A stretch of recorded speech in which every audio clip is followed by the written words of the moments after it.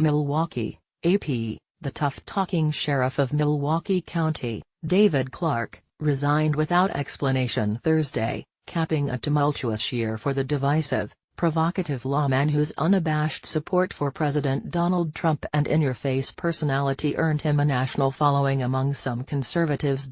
Clarke submitted his resignation in a one-sentence letter to the county clerk that gave no reason for his departure more than a year before his term is up.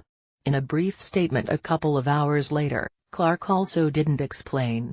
"I have chosen to retire to pursue other opportunities," the statement said. "I will have news about my next steps in the very near future." The national spotlight shone on Clarke during the Republican National Convention last year, when the cowboy hat-wearing sheriff took the stage as one of the few African Americans to speak in support of Trump's candidacy. But while Clarke gained the admiration of conservative backers of Trump, he faced lawsuits back home and criticism over the operations at the county jail he oversaw, where 4 inmates died last year. One of the inmates died of dehydration because jail staff shut off water to his cell as punishment. Clarke's many liberal foes welcomed his departure. "After years of abuse at his hands, the people of Milwaukee can sleep soundly tonight," State Senator Lena Taylor, a Democrat from Milwaukee and a frequent Clarke critic, said in a statement. Voces de la Frontera, an advocacy group for immigrants and low-wage workers, had sharply criticized Clarke for seeking authority for his deputies to perform the functions of immigration agents. The group called his departure a victory for the people of Milwaukee County and the state of Wisconsin and claimed credit for driving him out of office. Clarke's most recent Twitter post from Thursday afternoon showed him posing with law enforcement officers at the National Fraternal Order of Police convention in Nashville. The firebrand sheriff made himself a darling of the political right through his brash social media presence, his staunch support for Trump's crackdown on illegal immigration and his support for patrolling Muslim neighborhoods. He has been vocal about gun rights and critical of what he called the hateful ideology of the Black Lives Matter movement, saying at times, "Stop trying to fix the police. Fix the ghetto." Clarke announced in May that he had taken a job at the Department of Homeland Security, but the agency never confirmed it. He later said he withdrew his name. He recently published a memoir, Cop Under Fire. On Sunday, Trump sent a tweet promoting the book. Clarke has been sheriff of Milwaukee County since 2002 and spent more than 2 decades before that with the city's police department.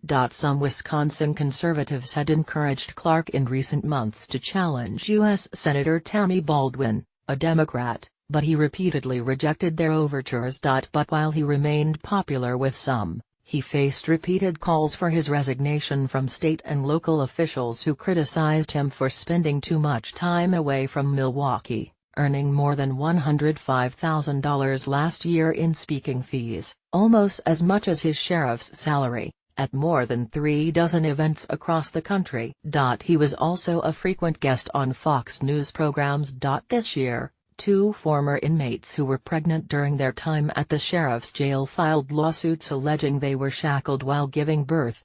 And the family of the man who died of dehydration, Terrell Thomas, also filed federal lawsuits. At the same time, Milwaukee prosecutors are considering criminal charges against some members of Clarke's jail staff for Thomas' death. A lengthy inquest in that case revealed that Clarke's staff routinely shut off water to inmates' cells as a form of punishment. Prosecutors are not considering charges against Clarke because they said he wasn't directly involved in the events that led to Thomas' death. Republican Governor Scott Walker would be responsible for appointing someone to serve the remainder of Clarke's term, which runs through 2018. Walker's spokesman Tom Evanson said once he receives official notification of his resignation, the process of finding a replacement will begin. Evanson did not immediately respond to an email seeking reaction from the governor to Clarke's decision to resign. One of Clarke's biggest foes in local government, Milwaukee County Executive Chris Abeal, called the sheriff's resignation an opportunity. Around the time news broke of Clarke's resignation, Abeal tweeted a GIF without comment of former President Barack Obama clapping. But Abeal was more restrained while speaking with reporters outside his office. "We have an opportunity, more than we usually do, to make some big steps forward," he said.